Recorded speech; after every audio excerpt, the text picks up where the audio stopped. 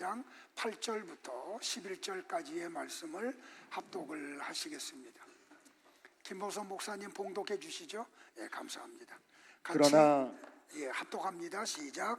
그러나 너희가 그때에는 하나님을 알지 못하여 본질상 하나님이 아닌 자들에게 종노릇하였더니 이제는 너희가 하나님을 알 뿐 아니라 더욱이 하나님이 아신 바 되었거늘 어찌하여 다시 약하고 천박한 초등학문으로 돌아가서 다시 그들에게 종노릇하려 하느냐. 너희가 날과 달과 절기와 해를 삼가 지키니 내가 너희를 위하여 수고한 것이 헛될까 두려워하노라. 아멘. 자리에 앉으시겠습니다. 찬양 읽겠습니다.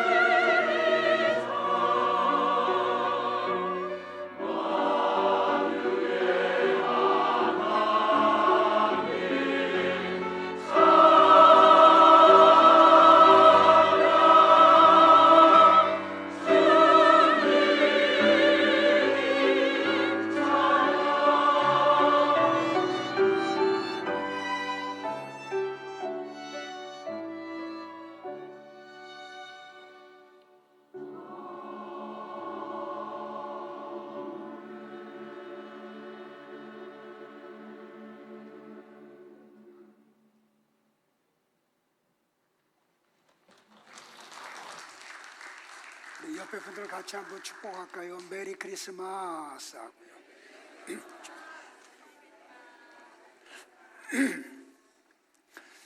제가 오늘 이런 설교까지 할 수 있게 돼서 너무 감사하고요. 여러분들의 수준이 이렇게 많이 올라왔고 이 정도 설교도 이제 소화시킬 수 있는 단계까지 이르렀다고 판단이 돼서 오늘 이런 설교를 합니다.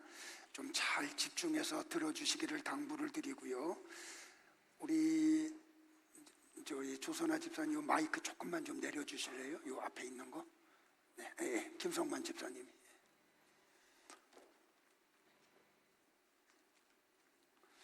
자, 바울이 갈라디아 교회 성도들에게 편지를 썼는데 오늘 본문에 보면 이런 내용이 나와요. 너희는 하나님이 아닌 자들에게 종노릇하지 말라.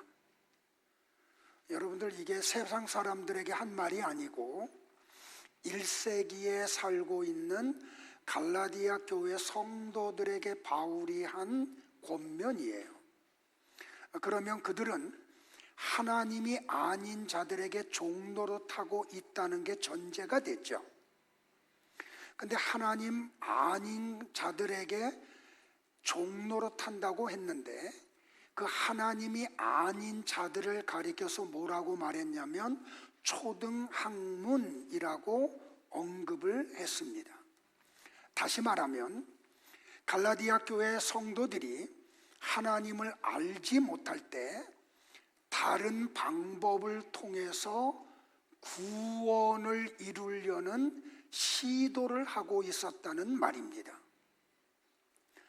자, 갈라디아 교회가 어떻게 생기냐면 사도행전을 보면 바나바와 같이 1차 선교 여행을 갔을 때 갈라디아 교회가 생기죠.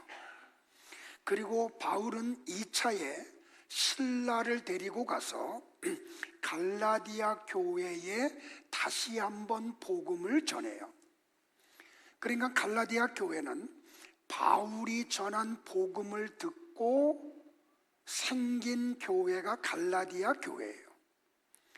근데 바울은 순회 전도자였기 때문에 저와 같이 은혜와 평강교회에 머물러서 계속해서 말씀으로 이렇게 목회를 하는 전도자가 아니었어요. 그러니까 복음을 전하고 교회가 세워졌지만 바울은 또 다른 지역에 가서 복음을 전하고 있었죠. 그러니까 갈라디아 교회는 회중교회였어요. 성도들끼리 모여서 말씀을 나누고 찬양을 하고 받은 은혜와 살았던 삶을 나누는 그런 예배를 드리고 있었죠. 그런데 어느 날 예루살렘으로부터 어떤 사람들이 가만히 갈라디아 교회에 들어와요.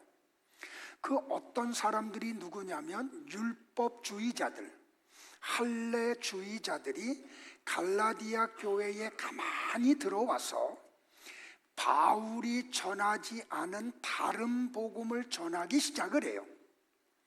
그러자 갈라디아 교회 성도들이 거짓 선생들이 전하는 다른 복음을 듣고 영향을 받아요.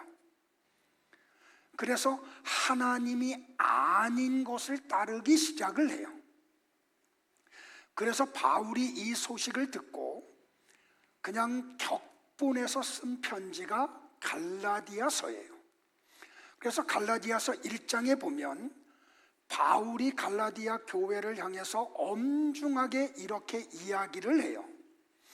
여러분이 그리스도의 은혜로 여러분을 부르신 하나님을 그처럼 쉽게 저버리고 다른 복음을 따르다니 정말 놀라지 않을 수 없습니다. 사실 다른 복음이란 있을 수가 없습니다. 다만 어떤 사람들이, 율법주의자들이, 거짓 선생들이 여러분을 혼란 가운데 빠뜨리고 그리스도의 복음을 변질시키려는 것에 지나지 않습니다. 우리뿐 아니라 하늘에서 온 천사라도 바울과 신라와 바나바가 여러분에게 전한 기쁜 소식 외에, 복음 외에 다른 것을 전한다면 저주를 받을 것입니다. 우리가 전에 말한 대로 내가 다시 말하지만 누구든지 여러분이 이미 받은 기쁜 소식 외에 다른 것을 전하면 저주를 받을 것입니다. 내가 지금 사람에게 잘 보이려고 하는 줄 아십니까? 아닙니다. 내가 원하는 것은 하나님의 인정을 받는 일입니다. 내가 아직도 사람을 기쁘게 하려고 한다면 나는 그리스도의 종이 아닙니다. 형제 여러분, 내가 여러분에게 알게 합니다만 내가 전한 기쁜 소식, 복음은 사람이 만들어낸 것이 아닙니다. 이 기쁜 소식, 복음은 내가 사람에게서 받았거나 배운 것이 아니라 예수 그리스도의 계시로 받은 것입니다. 바울은 이렇게 엄중하게 이야기를 하죠. 그러면 여러분들, 바울이 갈라디아 교회에 전한 복음이 뭘까요? 갈라디아서 2장 20절이에요. 같이 합독할까요? 시작.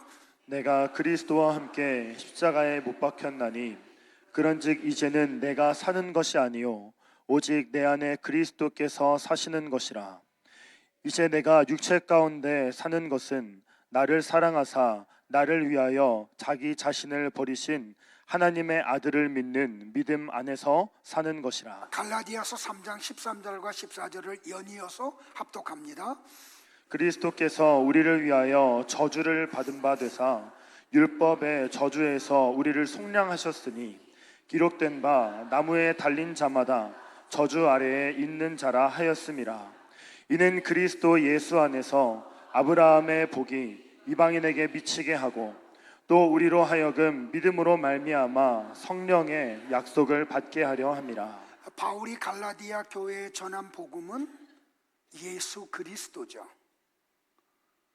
그러니까 예수 그리스도를 믿음으로 그들이 구원을 받고 교회에 와서 일원이 되었어요. 그런데 거짓 선생들, 율법주의자들이 예루살렘에 와서 그들에게 다른 복음을 전해요. 너희들이 예수를 믿음으로 하나님 나라에 간다는 게 가당치나 하니? 아니야. 그건 너무 쉽잖아. 너희들이 율법을 지켜야 돼. 그러자 갈라디아 교회 성도들이 복음에서 떠나 율법을 통해 구원을 성취하려고 노력을 하기 시작을 했어요. 자, 이런 일이 갈라디아 교회에 일어났는데 현대 지상교회에는 이런 일이 있을까요, 없을까요? 지금도 엄청나게 많이 일어나고 있어요. 예수라는 십자가의 복음 외에 또 다른 것을 자꾸 첨가를 하죠. 전에 얘기했듯이 선교사님들에 의해서 한국 조선 땅에 복음이 들어오고 그 교회가 한국 땅에 토착화되는 과정 속에서 이미 조선 사람들이 믿던 종교적 행위들이 교회 안에 굉장히 많이 들어왔어요. 유교적인 것들이, 불교적인 것들이, 샤머니즘적인 것들이. 그래서 지금 이 한국 땅에 복음이 들어오고 100년이 넘어가면서 복음 아닌 것들이 교회 안에 굉장히 많이 일어나고 있음을 나와 여러분이 자각하셔야 돼요. 그러지 않으면 우리는 하나님 외에 다른 것을 받아들인다니까요. 그것을 바울은 초등학문이라고 이야기를 했다고요. 자, 우리는 이제 수요일날 성탄절이라고 지켜요. 그런데 여러분들 성경을 보면 성경에는 성탄절이 없어요. 부활절도 없어요. 하나님이 성경을 통해서 우리에게 주신 절기가 7가지예요. 한번 볼까요? 유월절, 두 번째는 무교절, 그리고 초실절, 오순절. 그러니까 6월절로부터 50일째 되는 날에 지키는 절기다 그래서 오순절. 그거를 일주일이 7일이니까 7주 후에 일어난다 그래서 7 곱하기 7에서 77절. 이 오순절날 사도행전 2장에서 성령이 강림하셨다 그래서 성령 강림절이라고도 하고 맥추절이라고도 해요. 그 다음에는 5번째는 나팔절, 초실절, 속죄일, 그리고 초막절. 그런데 지금 지상교회가 부활절과 성탄절을 지키죠.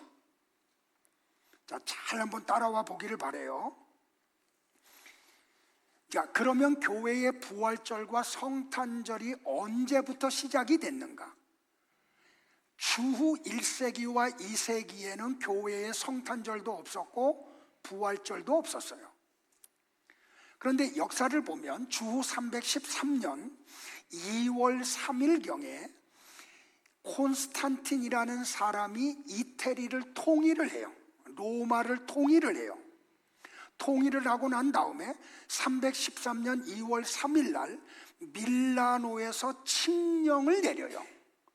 그 칙령의 내용을 2가지로 요약하면, 하나는 뭐냐면 기독교를 포함한 모든 종교를 사람들이 자유롭게 선택할 수 있도록 해요.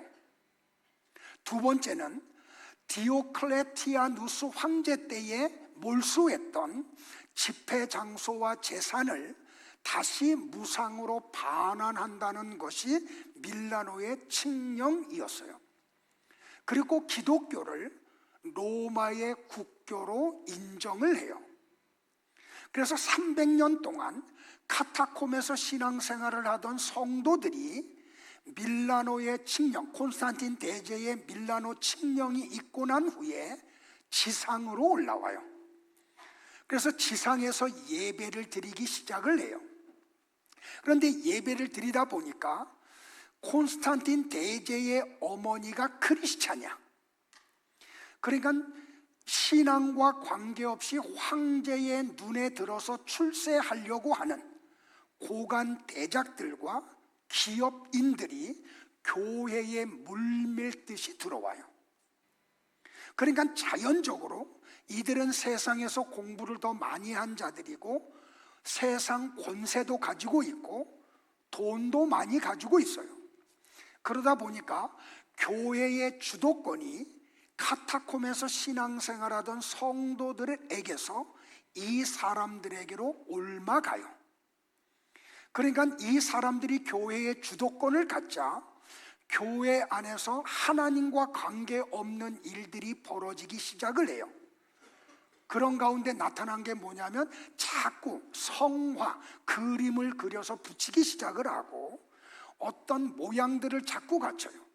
그래서 강대상에다 촛대를 세워놓고 촛불을 켜죠. 여러분들, 이 촛불을 키우는 것은 황제를 경외합니다, 황제를 숭배합니다는 뜻에서 하는 거예요. 이런 일들이 교회 안에 일어나기 시작을 해요. 자, 2월 달부터 제가 수요 예배를 인도할 건데 그때 갈라디아서를 강의할 거거든요. 그러니까 우리 부목사님들이 어저께 회의를 하는데 협박을 해가지고 그래서 2월부터 하니까 여러분들이 참석을 하면 이런 내용들을 자세하게 제가 풀어드릴게요. 자, 그러면서 이제 어떤 일이 벌어지냐면 교회가 성탄절을 지키기 시작을 해요. 며칠 날? 12월 25일 날. 근데 여러분들, 이 로마 시대의 교회가 12월 25일 날 성탄절을 지키는 유래가 어떻게 되냐면 로마 사람들이 섬기는 태양신이 있어요. 그 태양신의 이름이 뭐냐면 미투라예요. 그 로마 사람들이 섬기는 태양신 미트라를 축복하는, 그분을 경배하는 축제일이 언제냐면 12월 25일이에요. 그래서 교회가 그 태양신 미투라의 축제일인 12월 25일을 성탄절로 하자. 그래서 주후 3세기부터 교회가 성탄절을 지키기 시작을 해요. 자, 부활절도 어떻게 지키냐면 저 바벨론 사람들이 섬기는 우상 가운데 두 가지가 있어요. 바알과 아스다롯. 이 바알은 태양신이에요. 아스다롯은 나무로 만든 신이에요. 다 농경 시대니까 농업과 관계되는 우상들이에요. 그런데 그 바알과 아스다롯 가운데 아스다롯의 이름이 뭐냐면 이슈타르트예요. 근데 이 이슈타르트라는 뜻이 뭐냐면 이쉬라는 단어는 여자라는 뜻이고 타르트는 탑이라는 뜻이에요. 그러니까 이 아스다롯은 그 여신의 머리에 탑이 있고 이 여신 아스다롯은 달걀에서 나왔다는 설화가 있어요. 그래서 고대 바벨론 사람들은 달걀을 부활의 의미로 알고 있었어요. 그것이 교회의 3세기에 들어와요. 그래서 부활주일날 달걀을 삶아가지고 부활절을 기념을 하죠. 저도 이거를 모를 때는 우리 교회에서도 달걀을 삶아서, 그래서 여전도 회원들이 굉장히 고생을 많이 했죠. 막 특별헌금을 받아가지고 달걀을 막 1,500개, 3,000개씩 사가지고 성도들 나눠주고 전도용으로 쓰라고도 하고. 근데 이런 걸 안 뒤로부터는 우리 교회는 그거 안 하잖아요. 자, 잘 들으세요, 여러분들. 어느 한 날을 정하여 예수님의 탄생과 부활을 기념하는 것은 나쁜 게 아니에요. 뭐가 염려가 되냐면 이 날을 지키느냐고 본질이 사라져. 다시 말하면 예수님이 탄생하신 날이 12월 25일이 아니에요. 언젠지 우리 몰라요. 근데 이 날을 우리가 기념하기 위한 것은 사람들이 예수는 사라지고 추리를 만들어 놓고 성탄송을 부르면서 그룹들이 연인들이 모여가지고 술잔을 나누면서 기쁨의 시간을 가져. 근데 교회도 여기로 빠져버리고 말아요. 그게 잘못이라는 걸 이야기하는 거예요. 자, 바울이 오늘 본문에서 분명하게 이런 염려를 했죠. 자, 같이 한번 볼까요? 시작. 너희가 날과 달과 절기와 해를 삼가 지키니 내가 너희를 위하여 수고한 것이 헛될까 두려워하노라. 바울이 이 염려를 해요. 뭐라고요? 너희들이 달과 날과 절기와 해를 지키느냐고 복음이 변질되면은 안 돼. 나는 이걸 염려해. 그러면 1세기의 갈라디아 교회가 절기를 지켰다는 거잖아요. 그런데 이 절기를 지키는데 그 의미를 모르고 지켰다는 말이에요. 그러니까 본질이 사라진 거야. 오늘 나와 여러분들이 염려해야 될 게, 제가 염려하는 게 바로 이거라는 거죠. 자, 어떤 한 날을 정해놓고 특별한 종교 행위가 되고 다른 날들은 그날보다 못한 날이 되어버린다면 그 한 날을 지키는 것은 차라리 안 지키는 게 나아요. 자, 다시 말하면 여러분들이 정말로 거듭난 성도라고 하면 1년 365일 매일매일이 성탄절이 돼야 돼요. 그 매일매일이 부활절이 돼야 돼요. 어느 한 날만이 성탄절이고 부활절이 되면은 안 되는 거죠. 자, 이런 의미에서 제가 여러분들에게 성경에 나오는 절기들을 하나씩 풀어드릴게요. 그러면 우리는 유월절을 이스라엘 사람들이 예수님 때도 지켰잖아요. 그런데 그들이 지키는 유월절은 예수님과 아무 관계없어. 하나님과 관계가 없었어요. 그런데 복음이 들어간 교회 안에서도 이런 일들이 벌어졌다고요. 그러니까 우리 교회 안에서도 이런 일이 벌어지지 않기를 저는 바라요.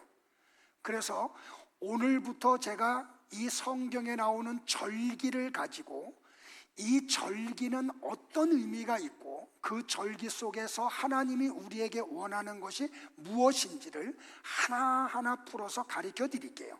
오늘 그래서 유월절과 무교절을 하려고 했는데 준비하다 보니까 무교절까지 가면 한 3시간 이상을 해야 되겠더라고요. 그래서 축소해서 오늘 유월절만 설교할게요. 자, 유월절이 뭐냐는 거죠. 자, 레위기 23장 1절로부터 8절을 같이 한번 볼게요. 합독합니다. 시작. 여호와께서 모세에게 말씀하여 이르시되 이스라엘 자손에게 말하여 이르라. 이것이 나의 절기들이니 너희가 성회로 공포할 여호와의 절기들이니라. 엿새 동안은 일할 것이요 일곱째 날은 쉴 안식일이니 성회의 날이라. 너희는 아무 일도 하지 말라. 이는 너희가 거주하는 각 처에서 지킬 여호와의 안식일이니라. 이것이 너희가 그 정한 때에 성회로 공포할 여호와의 절기들이니라. 첫째 달 열 나흔 날 저녁은 여호와의 유월절이요 이달 15날은 여호와의 좀 내 거 켜줘야 돼. 자, 보세요. 첫째 달 연나흘 저녁은 여호와의 유월절이요. 성경을 혹시 펼친 분이 계시면 거기다 칼라펜으로 표시를 해주세요. 자, 보세요. 첫째 달 14일이 뭐라고요? 유월절이다. 근데 어떤 유월절? 여호와의 유월절이라고요. 자, 이 닷새 날 시작. 이 닷새 달 이날은 여호와의 무교절이니 이래 동안 너희는 무교병을 먹을 것이요 그 첫날에는 너희가 성회로 모이고 아무 노동도 하지 말지며 너희는 이래 동안 여호와께 화제를 드릴 것이요 일곱째 날에도 성회로 모이고 아무 노동도 하지 말지니라. 자, 여기에 안식일, 유월절, 무교절 이렇게 나오지요. 자, 보세요. 하나님은 이스라엘 백성들에게 어떤 날을 한 해의 첫째 날로 하래요. 그리고 그 첫째 달에 14일이 되는 날을 여호와의 유월절이라고 공포를 해요. 그리고 이스라엘 백성들에게 이 유월절을 지키라고 말씀을 하시죠. 그러면 하나님이 이스라엘 백성들에게 말씀을 한 첫째 달은 언제를 얘기해요? 이스라엘 백성들이 애굽에서 나오는 날이 첫째 달이 돼요. 한 해의 첫째 달이 돼요. 그걸 구약 성경에 보면 여러분들이 뭘 보냐면 이 달을 니산월이라고도 하고 아빕월이라고도 해요. 그러니까 성경을 읽다가 니산월, 아비벌이 나오면 이 달이 이스라엘의 한 해의 첫째 달, 1월 달, 그리고 이 달에 이스라엘 백성들이 애굽에서 나온 달. 자, 근데 보세요. 애굽 사람들은 태양력을 쓰고 있었죠. 그런데 하나님이 이스라엘 백성들을 애굽에서 끄집어내시면서 너희들이 애굽에서 나온 날이 너희들은 애굽 사람들과 다르게 그게 한 해의 첫째 달이야 라고 말씀을 하셨다니까요. 그러니까 이 니산월, 아비벌은 태양력의 3월, 4월경을 이야기해요. 그러니까 이스라엘 사람들은 지금도 출애굽력을 써요. 그래서 한 해의 시작이 우리와 달라. 자, 보세요. 그러니까 이스라엘의 첫째 달이 유월절이 되죠. 자, 출애굽기 12장 1절, 2절, 3절을 또 볼게요. 시작. 여호와께서 애굽 땅에서 모세와 아론에게 일러 말씀하시되 이 달을 너희에게 달의 시작 곧 해의 첫 달이 되게 하고. 그러니까 하나님은 이스라엘 백성들을 애굽에서 끄집어내시면서 야, 이 달이 첫째 달이다. 너희들의 한 해의 시작 달이야. 그리고 이 날이 유월절이야 라고 말씀을 하시죠. 이건 뭘 얘기하는 거예요? 하나님은 이스라엘 백성들에게 야, 너희들에게 새로운 역사가 시작되고 있어, 이걸 알리는 거예요. 자, 조금 더 부연해서 설명하면 알아들어요, 여러분들. 그러니까 너희들이 애굽에서 나온 날이 한 해의 첫 달이다. 그날이 니산월이고 아비벌이야.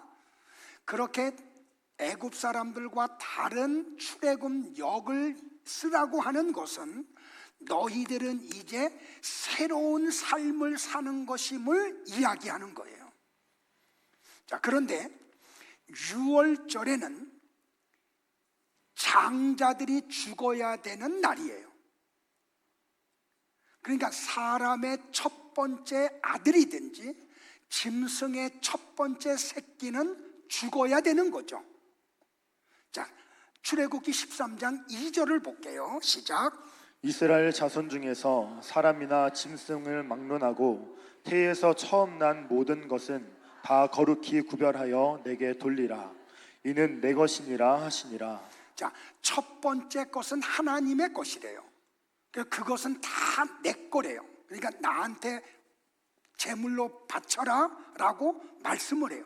자, 좀 조심스럽게, 이건 다 뭐라고요? 모형이고 그림자라고요. 뭔가를 지금 하나님이 설명하기 위해서 구약시대의 이스라엘 백성들을 선민으로 선택하시고 이런 절기를 주시고 지키라고 하시면서 이런 내용을 말씀하고 계시는 거예요. 자, 그런데 보세요. 유월절 제물을 하나님이 대신 드리라고 하죠. 자, 그 제물은 가축만이 제물이 될 수 있어요. 자, 레위기 1장 2절을 또 볼게요. 시작. 이스라엘 자손에게 말하여 이르라. 너희 중에 누구든지 여호와께 예물을 드리려거든 가축 중에서 소나 양으로 예물을 드릴지니라. 자, 성경을 가지고 계신 분들은 또 여기에 가축이라는 단어에 칼라펜으로 표식을 하세요. 자, 하나님이 제물로 요구하는 것은 뭐예요? 집에서 길리우고 있는 가축. 그 가축 중에서 소나 양이 된다고 이야기를 하죠. 그럼 왜 하나님이 가축만 제물로 요구를 하실까요? 가축은 하나님이 이스라엘 백성들에게 주신 식량이에요. 양식이에요. 그러니까 하나님은 이스라엘 백성들에게 식량을 주셔. 뭐를? 가축으로, 소나 양으로. 야, 너희들 이거 먹지 않으면 생명이 보존 안 돼. 이거 먹어서 생명을 보존해라 하고 가축을 하나님이 그들에게 주세요. 그런데 그 가축을 제물로 요청을 하셔. 다시 말하면 하나님은 내가 너희에게 생명을 유지하라고 준 가축을 나에게 제물로 드릴래? 하고 얘기하시는 거예요. 그러니까 이것은 가축을 드린다는 것은 내 생명을 하나님 앞에 제물로 드리는 걸 이야기하죠.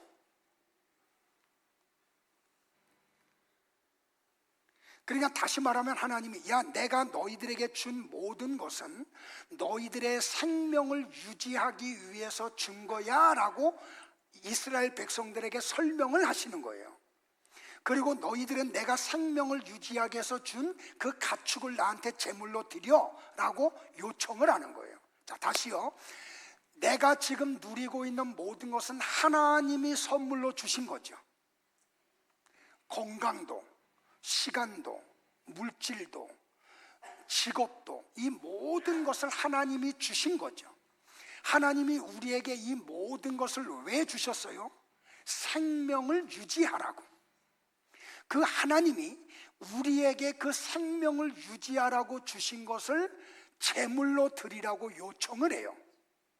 자, 하나님의 제물은 맹수들은 해당이 안 돼. 저 바깥에 들에서 뛰어다니는 사자나 호랑이나 곰이나 늑대나 일이나 하마나 이런 것들은 제물의 자격이 안 돼요. 가축만을 드리래요. 그런데 하나님은 이 구약의 가축은 그림자고 모형이죠. 그럼 하나님이 유월절에 제물로 드리라고 하는 그 가축, 소나 양의 실체가 뭐냐는 거죠. 그럼 우리 어디로 가야 돼요? 신약 성경으로 가야 되죠. 자, 에베소서 5장 2절을 같이 볼게요. 시작. 그리스도께서 너희를 사랑하신 것 같이 너희도 사랑 가운데서 행하라. 그는 우리를 위하여 자신을 버리사 향기로운 제물과 희생 제물로 하나님께 드리셨느니라. 유월절에 하나님 앞에 제물로 드렸던 소와 양의 실체가 누구라고요? 예수 그리스도. 그분이 향기로운 제물이 되셨다고. 그분이 희생 제물로 하나님께 드려졌다고요. 자, 보세요 여러분들.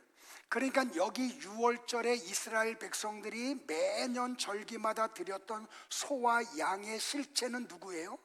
예수 그리스도예요. 그러면 여기서 우리가 또 하나 유추해요. 하나님이 주신 가축이 생명을 유지하게 하듯이 하나님의 제물이 되신 예수 그리스도만이 우리의 생명이세요. 그래서 이전의 설교가 여러분에게 다 연결이 돼야 돼. 그러니까 요한복음 1장에 보면 태초에 말씀이 계시니라. 이 말씀이 하나님과 함께 계셨으니 이 말씀이 곧 하나님이시다라고 얘기하죠. 그런데 이 하나님이신, 말씀이신 하나님이신 이분이 사람의 몸을 입고 이 땅에 오시죠. 그게 사람들에게 어떻게 나타났어요? 빛으로. 그러면서 뭐라고 요한이 얘기해? 이 빛은 뭐다? 생명이다 그랬잖아요. 1장 4절에 그 빛이고 생명이다 그랬잖아요. 그래서 창세기 1장 설명했잖아요. 첫째 날에 하나님이 혼돈하고 공허하고 흑암 속에 있는 이 지구에 뭐가 있으라라고 얘기해요. 빛이 있으라. 이 첫째 날의 빛은 우리가 아는 태양이 아니잖아요. 왜? 해와 달과 행성들은 넷째 날 창조하셨잖아요. 그러면 창세기 1장에 나오는 첫째 날의 이 빛은 모형이고 그림자라니까요. 실체는 누구라고요? 요한복음 1장 4절에 나오는 빛으로 오신 예수 그리스도. 그분이 왜 빛으로 왔어요? 생명을 주시려고. 그래서 광합성 작용 설명을 드렸잖아. 이제 기억나요? 그러니까 예수님이 나와 여러분의 생명의 근원이세요. 이 생명의 근원이신 그 예수님이 유월절 제물이 돼서 하나님 앞에 드렸죠. 세례 요한은 이걸 알았다니까요. 그래서 요한복음 1장 29절에서 이렇게 선포했잖아요. 같이요, 시작. 요한이 예수께서 자기에게 나아오심을 보고 이르되 보라, 세상 죄를 지고 가는 하나님의 어린 양이로다. 자, 세상 죄를 지고 가는 하나님의 어린 양이 누구라고요?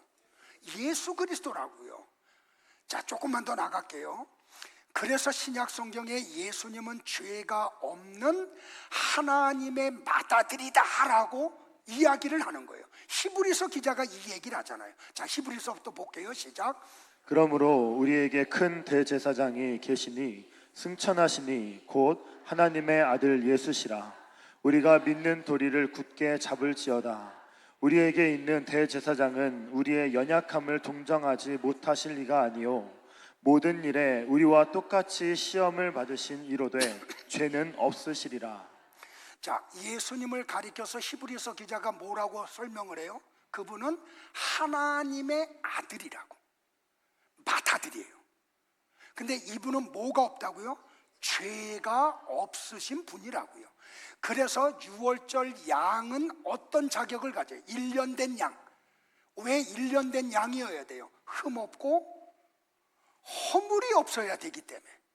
그러니까 유월절 어린 양이신 예수님은 그래서 죄 없으신 하나님이신 거예요. 그분이 유월절 제물이 되어 주신 거죠. 자, 베드로도 베드로전서 1장에서 이런 얘기를 또 해요. 같이 봐요. 시작. 너희가 알거니와 너희 조상이 물려준 헛된 행실에서 대속함을 받은 것은 은이나 금같이 없어질 것으로 된 것이 아니요 오직 흠없고 점없는 어린 양 같은 그리스도의 보배로운 피로 된 것이니라. 성경 조금만 띄워주세요. 여기 잘 보세요. 너희가 알거니와, 그 본도와 갑바도기아 이쪽에 있는 1세기의 크리스찬들, 거기도 카타콤이 굉장히 많거든요. 근데 그 카타콤에서 신앙생활하고 있는 성도들에게 베드로가 써서 본 내용이 뭐냐면, 야, 너희들 알잖아. 너희 조상들이 물려준 헛된 행실에서 대속함을 받는 게 아니야. 율법주의자들이 말하는 율법을 행함으로 구원을 받는 게 아니야. 죄가 없어지는 게 아니야. 은이나 금 같은 것으로 되는 게 아니야. 그러면서 뭐라 그래? 오직 흠 없고 점 없는 1년 된 유월절 어린 양 같은 그리스도의 보배로운 피로 되는 것이라고. 그러니까 여러분들, 예수님이 어린 양이시라고 하면 예수님은 유월절에 죽으셔야 되죠. 근데 신약 성경을 복음서를 보면 정확하게 예수님은 유월절 날 죽으세요. 심지어는 시간도 똑같아요. 자, 풀어드릴게요. 예수님은 유월절 만찬을 드시고 가야바와 안나스가 보낸 군인들에 의해서 붙잡히시죠. 그리고 끌려가시고 유월절 날 십자가에서 죽으세요. 자, 출애굽기 12장 6절에 보면 유월절 양을 언제 잡으라고 하나님이 말씀을 하세요. 같이 볼까요? 시작. 이달 열 나흔 날까지 간직하였다가 해 질 때에 이스라엘 회중이 그 양을 잡고. 여기 첫째 달 14일에 그때까지 어린 양을 간직했다가 유월절 날 해질 때에 그 어린 양을 잡으라고 하나님이 말씀을 해요. 근데 여기 해질 때라고 하는 히브리어 어구가 뭐냐면 에레브 벤이에요. 이 에레브 벤의 뜻이 뭐냐면 두 저녁 사이를 얘기해요. 여러분들, 히브리어의 에레브는 쌍수를 얘기해요. 그러니까 이스라엘에는 저녁이 두 개의 저녁이 있어요. 첫 번째 저녁은 오후 12시부터 정오부터 저녁 6시까지. 두 번째 저녁은 저녁 6시부터 새벽까지. 그래서 여러분들, 이스라엘 사람들은 한 날의 시작이 언제냐면 오후 6시예요. 그래서 이스라엘을 여행을 하면 안식일이 언제냐면 금요일 저녁 6시부터 토요일 저녁 6시까지예요. 그런데 여기서 뭐라고 말했어요, 여러분들? 두 저녁 사이라고 말을 했는데 그 에베르벤, 그 두 저녁 사이가 언제냐면 오후 3시예요. 자, 예수님이 유월절 날 몇 시에 십자가에 못 박히세요? 9시에. 그리고 12시부터 오후 3시까지 흑암이 이 땅을 덮어버리죠. 그리고 오후 3시에 예수님이 십자가에서 다 이루었다 하고 운명을 하세요. 그러니까 예수님이 십자가에서 운명하신 시간이 몇 시예요? 오후 3시. 출애굽기에 하나님이 어린 양을 잡으라고 하는 시간이 몇 시? 오후 3시. 그러니까 성경은 정확하게 일치가 된다니까요. 그러니까 유월절 어린 양은 예수 그리스도를 예표하는 것임을 알 수 있죠. 그러니까 이스라엘 백성들은 단순히 어린 양을 잡아서 구원받은 게 아니고 어린 양이신 예수 그리스도의 은혜로 구원을 받은 거예요. 나와 여러분도 마찬가지인 거죠. 그래서 바울이 고린도후서 5장 17절에서 뭐라고 선포를 해요? 어린 양이신 예수 그리스도로 인해서 죽었던 영혼이 살아난 성도들을 향해서 이렇게 선포를 해요. 다 같이요, 시작. 그런즉 누구든지 그리스도 안에 있으면 새로운 피조물이라. 이전 것은 지나갔으니 보라 새 것이 되었도다. 자, 보세요. 야, 너희들이 애굽에서 나온 날을 한 해의 첫 달로 해. 세 달이야. 그 세 달의 제물은 누군지 아니? 예수님이셔. 자, 예수님에 의해서 거듭난 성도들은 어떻게 되는지 아니? 새로운 피조물이야. 다 새 것, 새 것, 새 것 얘기하고 있다니까요. 그러니까 나와 여러분에게 주시는 유월절의 의미가 뭐냐면 죄와 허물로 죽었던 영혼들이 유월절 어린 양이신 예수 그리스도의 보혈로 거듭난 절기다. 절기가 유월절이야. 너희들 거듭났니?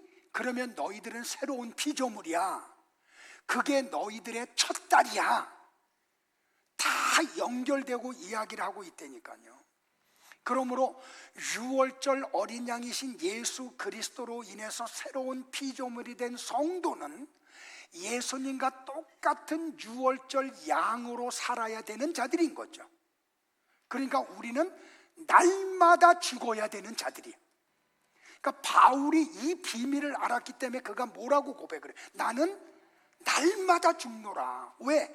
나는 유월절 어린 양이신 예수 그리스도로 인해서 거듭난 새로운 피조물이기 때문에 나는 예수님의 삶이 내 안에 이루어져야 돼. 그래서 그가 날마다 죽노라라고 고백하는 거예요. 자, 그러면 성도는 왜 죽어야 돼? 누구 때문에 죽어야 돼? 누구를 위해서 죽어야 돼요? 이거 알아야 되잖아요. 자, 성경 같이 또 볼게요. 시작. 그가 모든 사람을 대신하여 죽으심은 살아있는 자들로 하여금 다시는 그들 자신을 위하여 살지 않고 오직 그들을 대신하여 죽었다가 다시 살아나신 이를 위하여 살게 하려 함이라. 여러분이 정말로 예수 그리스도에서 거듭나셨어요? 그럼 우리는 이제부터 예수님을 위해서 사는 자들이 돼야 돼요. 내 삶을 사는 게 아니에요. 이게 성도의 삶이라는 말이에요. 그러니까 예수님은 성도들로 하여 진짜 성도, 야, 네 삶 사는 거 아니야. 나를 위해서 살아야 돼. 그래서 여러분들 사도들에게 예수님이 당부한 게 뭐예요? 너희들이 나를 따라오려거든 자기를 부인하고 자기 십자가를 지고 나를 따라와. 그걸 했던 사람이 누구예요? 바울이었다니까요. 그래서 그는 날마다 예수를 위해서 죽는다고.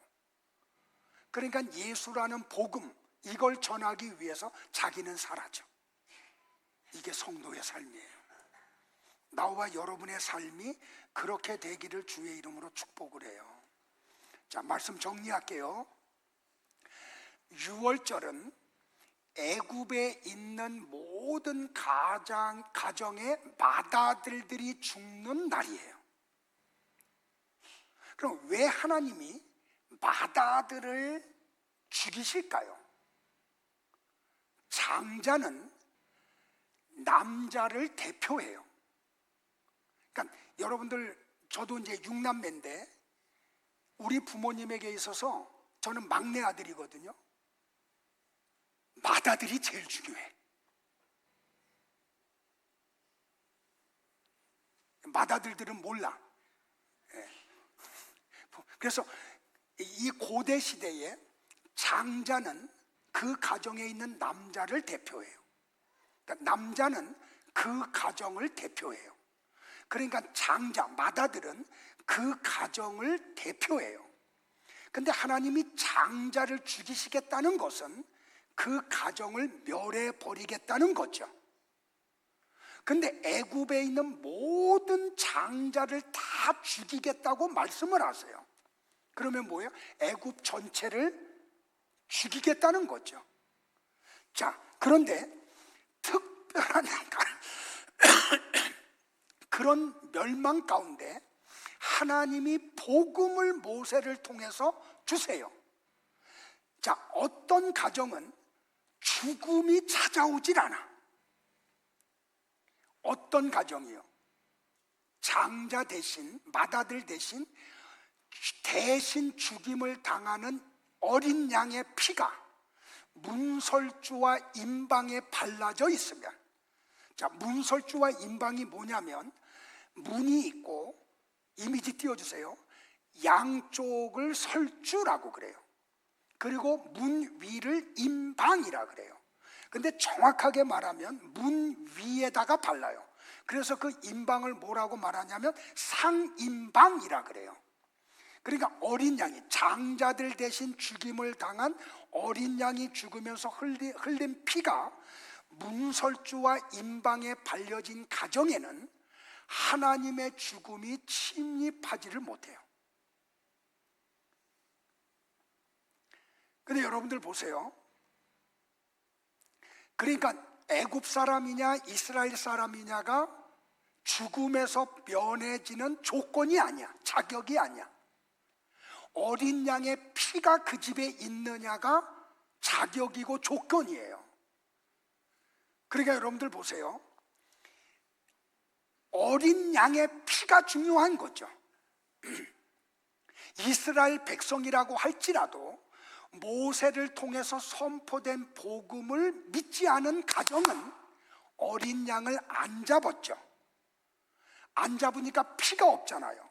그럼 문설주와 임방에 어린 양의 피가 없어. 그러면 이스라엘 백성이라고 할지라도 그 가정에 있는 맏아들은 죽임을 당했어요. 자, 애굽 사람이라고 할지라도 모세가 전한 복음을 우연히 듣고 그걸 믿었어. 그래서 어린 양을 잡아가지고 그 피를 문설주와 임방에 바른 가정에는 애굽 사람이라고 할지라도 그 가정의 장자는 살았어요. 그러니까 이스라엘 사람이냐 애굽 사람이냐가 중요하지 않아. 어린 양의 피가 그 가정에 있느냐 없느냐가 중요했던 거죠. 자, 똑같아요. 여러분의 가정에 자녀들 속에 어린 양이신 예수님의 피가 없으면 부모가 목사고 장로고 권사라고 할지라도 그 자녀는 영이 죽은 상태에서 육이 죽어 지옥에서 영원한 형벌을 받아요. 아버지가 목사냐 장로냐 권사냐 집사냐가 자격이 아니에요. 천국 가는 조건이고 자격이 아니에요. 부모님이 전혀 믿지 않는데 그 가정에 어떤 자녀가 이 복음을 듣고 믿었어. 그래서 어린 양이신 예수님의 보혈의 공로가 그 자녀에게 임했어요. 그러면 그 사람은 천국에서 영생을 누려요. 자격이 신앙의 혈통에서 태어났느냐가 아니에요. 교회를 열심히 다녔느냐가 아니에요. 어린 양이신 예수 그리스도를 믿었느냐가 조건이고 자격이에요. 깊이 깨닫기를 축복을 해요. 그러니까 진짜 성도들은 어린 양의 실체가 예수님임을 알아. 그 예수님의 십자가의 죽으심이 무엇을 말하는지를 알아요. 그래서 이런 고백을 하죠. 어린 양이신 예수님의 피가 나를 죄와 사망에서 구원하셨습니다. 이 고백을 하게 돼요. 여러분들, 이스라엘 백성과 애굽 사람이 달라서가 아니에요. 하나님이 이걸 이루어 가신다니까요.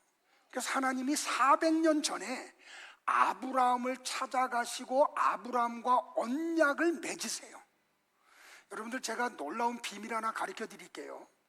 하나님은 이 구속 역사를 이루시기 위해서 애굽이라는 나라의 왕조를 막 바꾸세요. 그리고 애굽이라는 나라를 부강하게도 하셨다가 가난하게도 하세요. 자, 아브라함 시대 때의 애굽의 왕 바로는 누구냐면 애굽의 원주민들이었어요. 그러다가 요셉이 애굽에 팔려갈 어간에는 하나님이 애굽의 원주민들이 차지했던 왕권을 셈족인 식소수족에게 옮겨버려요. 그러니까 정통 원주민 애굽 사람이 아닌 셈족인 식소수 족속이 바로가 돼요. 그런데 이 식소수 왕조는 타국인들에 대해서 유화 정책을 써요. 그 요셉이 애굽에 노예로 팔려갔을 때는 애굽의 원주민들이 파라오가 아니고 식소수 왕조가 바로 왕이었어요. 그래서 요셉이 애굽의 총리가 될 수 있었던 거예요. 그러니까 하나님은 이 구속 역사를 이루기 위해서 한 나라의 왕권을 바꾸시는 분이라니까요. 자, 그러다 출애굽기 1장에 가면 무슨 내용이 나냐면 요셉을 알지 못하는 새로운 바로가 왕이 됐다는 내용이 나오죠. 그러니까 이때는 어떻게 되냐면 식소수 왕조가 애굽의 바로가 된 기간이 100년밖에 안 돼. 그러니까 그 뒤에 다시 애굽의 원주민들이 바로가 돼요. 그래서 출애굽기 1장에 나오는 바로가 누구냐면 역사 문헌을 보면 투투모세 1세예요. 그러니까 애굽의 원주민이 다시 바로가 돼. 그러니까 이 식소수 왕조들이 그 유화 정책을 썼던 타국인들에 대해서 박해 정책을 쓰는 거예요. 그래서 이스라엘 사람들에게 노동을 시켰고 남자아이가 태어나면 죽이라고 하는 명령을 내렸던 거죠. 자, 이렇게 이 모세 시대 때 투투모세 1세가 출애굽기에 보면은 하나님이 10가지 재앙을 내려요. 그때마다 이 바로 왕이 뭐라 그래요? 성경이 여호와께서 바로의 마음을 완악하게 하심으로 바로가 하나님의 말씀을 듣지 않았다라는 내용이 반복해서 나오죠. 자, 전에 한번 설명드렸어요, 여러분들. 이것은 하나님이 바로의 마음을 완악하게 하셨다는 악의 어떤 창조주이심을 말하는 게 아니에요. 자, 타락한 인간은 속에 악한 것밖에 없어. 그래서 그 타락한 인간 속에서 나오는 것은 악한 것밖에 없죠.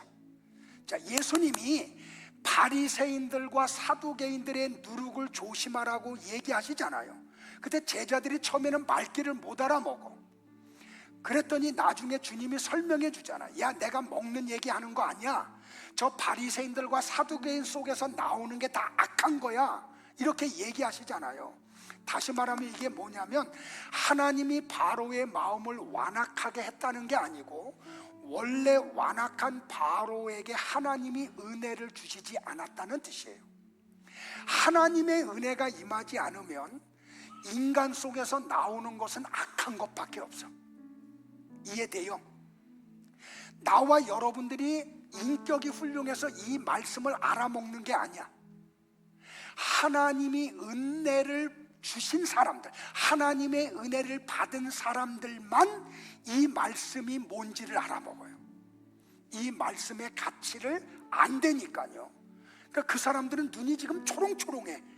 근데 그러지 않은 사람들은 너무 지겨워. 무슨 설교를 저렇게 복잡하게 하냐. 그냥 쌈박하게 한 25분에 끝내지. 나는 여러분에게 하나님이 은혜를 베푸시기를 축복을 해요. 그러니까 이 말씀이 너무 귀한 거야. 그러니까 이사가도 나오는 거예요.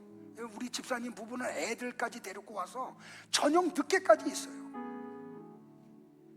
왜? 이 말씀 놓치면 안 되니까. 자, 여기서 굉장히 중요한 게 뭐냐면 이거예요. 하나님이 구속 역사를 이루기 위해서 한 나라를 흥왕하게도 하시고 쇠하게도 하시고 왕권을 바꾸기도 하세요. 여기서 나와 여러분이 알 수 있는 게 두 가지죠. 같이 한번 읽을까요? 시작.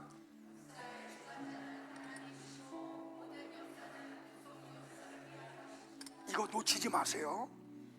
모든 역사를 주관하시는 분은 하나님이세요. 그러면 지금 우리나라 안에서 지금 펼쳐지고 있는 이 참 기괴한 일, 이것도 하나님이 허락해서 이루어진 일이에요. 너무 고통스럽지만, 너무 아프지만, 그럼 하나님이 왜 이런 역사를 허락하실까요? 대한민국에 숨겨져 있는 잃어버린 아브라함의 자손들을 이 고통 속에서 찾아내서 구원하시려고. 왜? 고통을 안 당하면 복음이 안 들리니까. 성경은 이것을 말하고 있는 거라니까요, 여러분들. 그러니까 하나님은 이스라엘 백성들을 애굽에 가서 정착시키려고 400년 전에 아브라함을 찾아가서 언약을 맺으시고 요셉을 국무총리 되게 해서, 여러분들 요셉과 같이 살았던 이스라엘 사람들은 애굽에서 어떤 삶을 살았을까요? 이스라엘인이라고 하는 게 자랑스러웠겠죠. 그 요셉이 모든 경제권을 다 가지고 있었잖아요. 그러니까 좋은 땅을 차지하고 좋은 것을 누렸다니까요. 그러니까 요셉 시대에 애굽에서 살았던 이스라엘 백성들은 풍요를 누렸어요. 이스라엘인이라는 걸 자랑스럽게 여겼고요. 근데 모세 시대의 이스라엘 백성들은 비돔과 람세성을 세우는 아주 어려운 일에 노동력을 착취당하고, 그리고 그 남자로 태어나면 죽임을 당하는 그런 삶을 살았던 거죠. 왜? 하나님이 똑같은 이스라엘 백성들인데 누구는 풍요를 누리게 하고 누구는 고난을 당하게 해요. 구속 역사를 이루게 하시려고. 계속해서 풍요를 누리면 그들이 하나님 앞에 하나님 애굽 떠나고 싶습니다 하고 기도했을까요? 절대로 안 하죠. 그래서 하나님이 어떤 때는 풍요를 누리게도 하시고 어떤 때는 고난을 겪게도 하시는 거예요. 뭐 때문에? 그 속에서 구원받을 사람들을 구원해서 하나님의 나라 데리고 가시려고. 이게 목적이에요. 그러니까 여러분의 가정에 하나님이 풍요를 주셔도, 어려움을 주셔도 그것은 여러분을 미워서 하시는 거 아니에요. 여러분의 가정의 모든 구성원들을 구원해서 하나님 백성 삼으시려고 믿으시기를 바라요. 근데 여러분들 보세요. 신약 성경에 보면 날 때부터 소경된 사람을 주님이 찾아가시죠. 여러분들 이스라엘의 소경이 이 사람 한 사람밖에 없었어요? 굉장히 많았다니까요. 근데 하나님이 한 사람을 찾아가, 그리고 침을 뱉어서 흙을 이겨가지고 그의 눈에 바르고 실로와 무소로 씻어서 눈을 밝혀주세요. 여러분들 사랑의 주님이면 이스라엘에 있는 모든 소경들 다 눈 띄워줘야 되잖아. 근데 왜 그 사람만 띄워줘요? 이스라엘 소경들의 이 사건을 통해서 모든 사람이 하나님의 선택받은 사람이 아니라는 거예요. 선택받은 사람이 따로 있다는 걸 가르쳐 주시는 거예요. 여러분들, 이 거지 나사로가 평생을 거지로 살아. 그런데 하나님이 이 나사로를 통해서 우리에게 주는 메시지가 뭐예요? 야, 진짜 복이 뭔지 아니? 바라크가 뭔지 알아? 이 세상에 평생으로 거지를 살다가도 하나님의 나라에 가는 게 하나님의 복이야. 이거 설명하기 위해서 거지 나사로와 부자 이야기 하시는 거예요. 그러니까 이 날 때부터 소경된 사람이었든지 나사로든지 다 하나님의 구속 역사에 쓰임받은 자들이야. 심지어는 가룟 유다도요. 자, 결론 맺을게요. 목사, 장로, 권사, 집사 되는 게 중요하지 않아요. 이 직분을 하나님이 누군가에게 주실 때는 구속 역사에 하나님이 필요해서 직분을 주시는 거예요. 그러면 우리는 그 구속 역사의 쓰임을 받으셔야 돼. 목사가 되고 장로가 되고 권사가 되고 안수 집사가 되셨어요?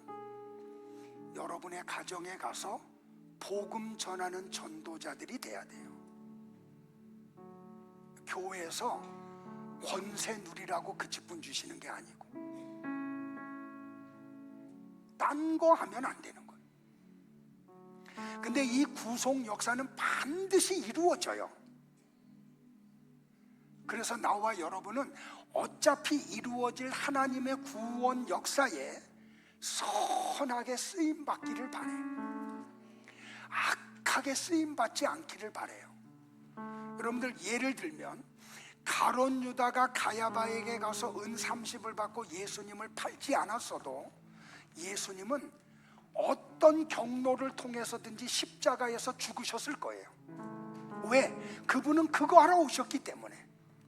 그런데 굳이 가룟 유다가 예수님이 십자가에 죽으시는 일에 쓰임받을 필요가 없잖아요.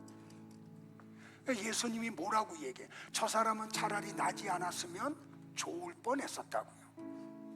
여러분이 이 땅에 태어나고 예배자로 교회를 출입하시는데 하나님의 구속 역사에 선하게 쓰임받기를 주의 이름으로 축복합니다. 악하게 쓰임받는 분들이 한 분도 없기를 축복을 해요. 우리 옆에 분들한테 한번 축복할까요? 선한 도구가 되세요 하고.